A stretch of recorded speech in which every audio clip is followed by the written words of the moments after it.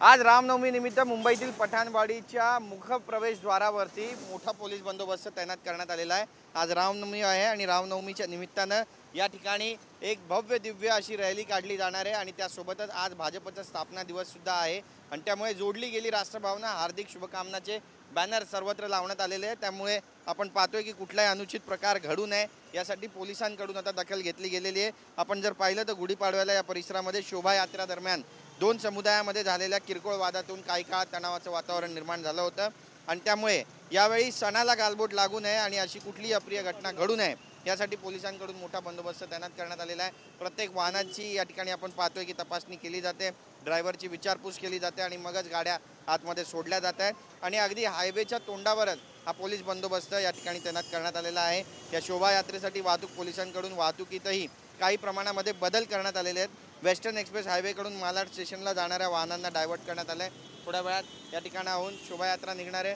आणि त्यामुळे पोलिसांचा या संपूर्ण परिसरामध्ये मोठा पोलीस बंदोबस्त तैनात करण्यात आलेला आहे आणि पोलिसांची प्रत्येकावर नजर आहे।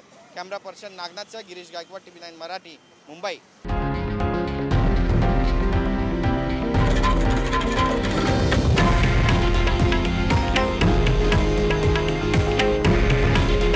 हे आहे देशातील नंबर 1 न्यूज नेटवर्क आणि आपण पाहत आहात TV9 मराठी।